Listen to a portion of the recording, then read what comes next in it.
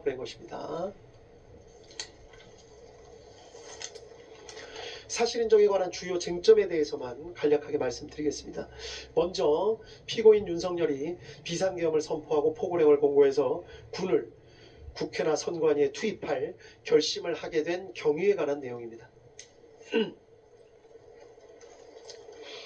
이 법원의 판단으로는 여러 가지 사정이 있지만 증거나 대국민 담화나 포고령의 내용을 합쳐보면 야당인 더불어민주당이 다수를 점하고 있는 국회가 무리한 탄핵소추 시도, 일방적인 예산안 삭감 시도 등 대통령과 정부의 활동을 사실상 무력화하고 있다 라는 생각을 하게 됐고, 점차 이러한 생각에 지나치게 집착해 적어도 2024년 12월 1일 무렵에 더는 참을 수 없다, 무력을 동원해서라도 국회를 제압해야겠다 라고 결심했기 때문이라고 보는 것이 이 사건의 실체에 부합하는 것으로 보입니다. 검사는 피고인 윤석열이 2024년 12월경이 아니라 약 1년 전부터 비상계엄을 선포하며 국회를 제압하여 이른바 장기 독재를 하려는 의도를 가지고 내외적 여건을 조성하고 또 그게 여의치 않게 되자 궁지에 몰려 이 사건 비상계엄에 이르게 된 것이라는 취지로 주장했지만 그러한 경위 및 과정을 인정할 증거는 부족하다는 것이 이 법원의 판단입니다.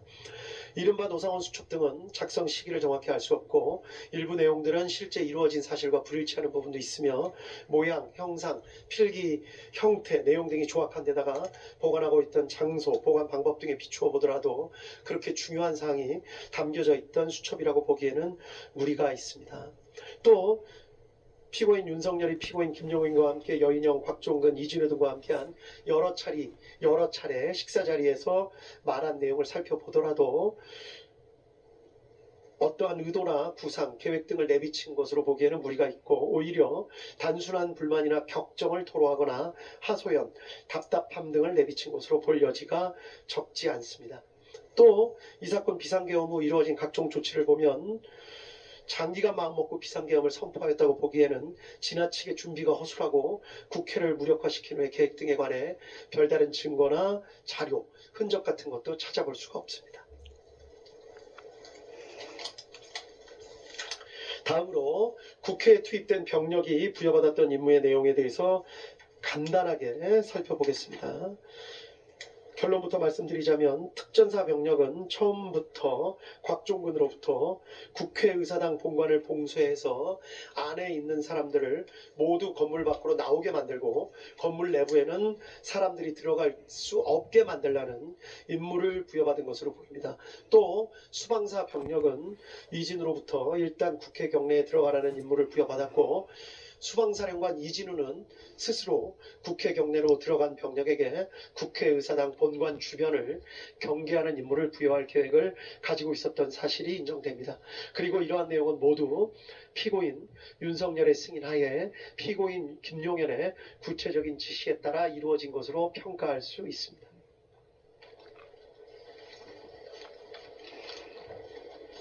다음으로 방첩사 체포조가 부여받은 임무의 내용입니다. 결론부터 말씀드리자면 피고인 김용현이 여인영에게 14명의 구체적 체포 대상자 명단을 불러준 것은 사실로 인정됩니다.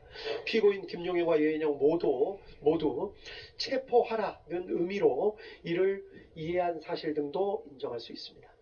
한편 실제 출동한 방첩사 요원들 체포조는 명시적으로 체포된 당사자를 인계받아서 수방사 비원벙커로 이동하는 내용의 임무를 부여받은 것으로 보이기는 합니다. 그렇지만 적어도 이미 출동했던 체포조 인원들의 경우에는 자신들이 국회에서 경찰 수사관과 군 수사관을 만나 함께 팀을 이루어 국회의장 우원식, 야당 대표 이재명, 한동훈 등을 우선하여 체포, 구금해서 수방사 비원 벙커로 이송한다는 임무를 부여받은 것으로 파악하고 있었던 것으로 보기에 충분하다는 것이 이 법원의 판단입니다. 그 이유에 대해서도 판결문에 구체적이고 자세한 서실을 부여했기 때문에 관련 내용을 확인해 보시면 될 것 같습니다.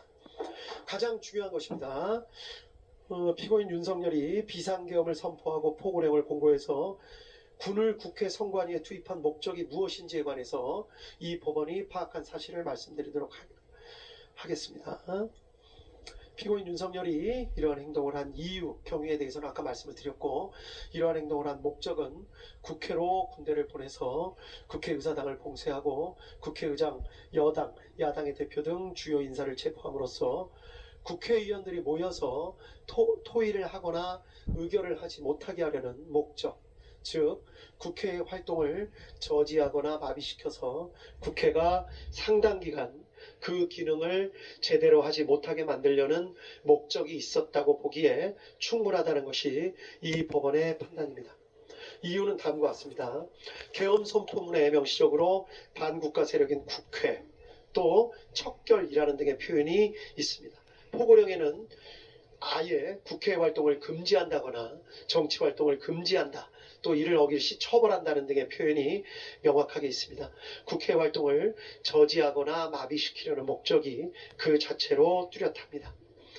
또 여러 가지 사정, 아까 말씀드린 바와 같이 특전사 병력이나 수방사 병력이 부여받은 임무 등에 비추어 보더라도 이러한 사정은 명확합니다.